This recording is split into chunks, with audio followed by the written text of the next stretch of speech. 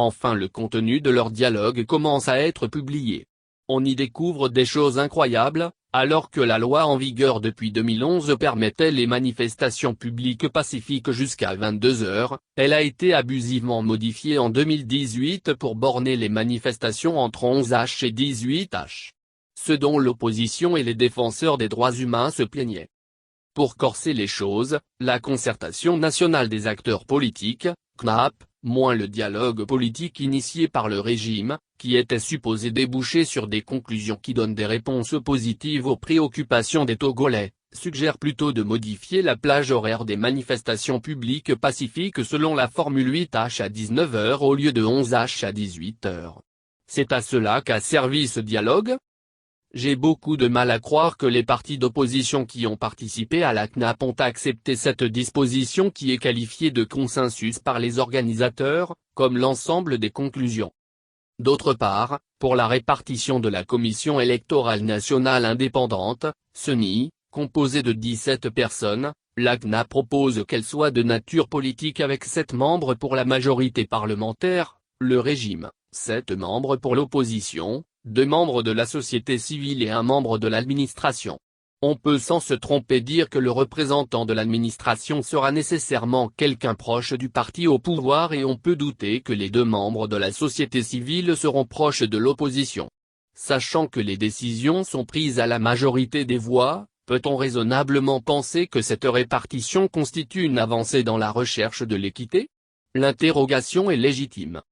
Enfin, la CNAP propose au gouvernement d'organiser dans la mesure du possible les audiences foraines en vue de délivrer les actes de naissance aux Togolais qui n'en disposent pas. Cela contribuera à limiter le nombre de personnes qui s'inscrivent par témoignage sur les listes électorales. Ce nombre est très élevé actuellement, surtout à Lomé, la capitale.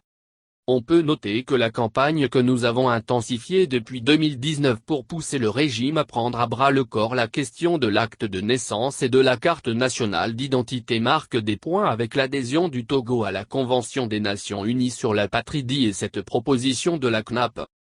Sauf que cette proposition de la CNAP, avec la formulation dans la mesure du possible, montre que l'urgence et l'importance de ce besoin ne sont pas prises en considération à leur juste valeur.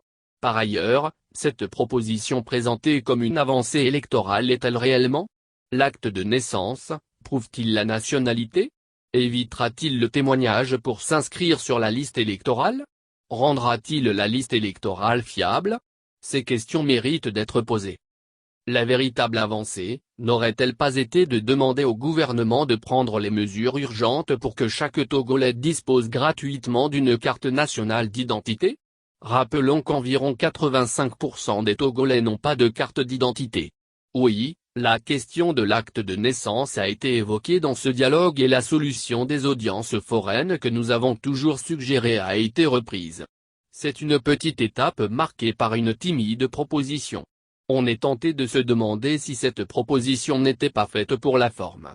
Attendons voir ce qu'il en sortira concrètement de la prestidigitation gouvernementale.